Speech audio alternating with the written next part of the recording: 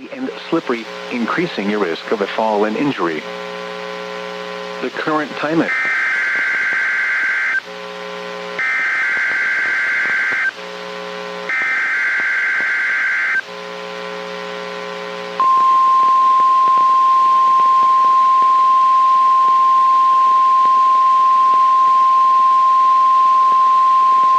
This warning is for the following counties in Georgia: Bartow, Carroll, Cobb, Coweta, Douglas, Floyd, Haralson, Heard, Paulding, and Polk. Winter storm warning in effect from 7 a.m. Friday to 7 a.m. Eastern Standard Time Saturday. What? A mix of multiple winter precipitation types are expected. Total snow and sleet accumulations up to 3 inches and ice accumulations up to 1/3 of an inch are possible. Where? Portions of central, east central, north central, northeast, northwest, and west central Georgia. When? From 7 a.m. Friday to 7 a.m. Eastern Standard Time Saturday.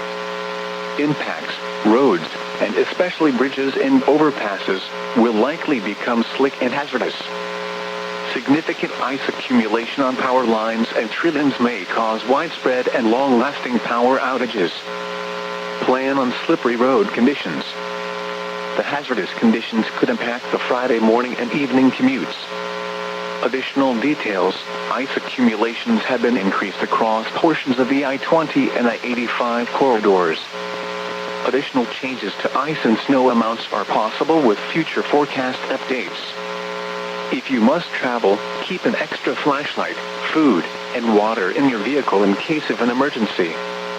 The latest road conditions for the state you are calling from can be obtained by calling 511. Persons should consider delaying all travel. Motorists should use extreme caution if travel is absolutely necessary.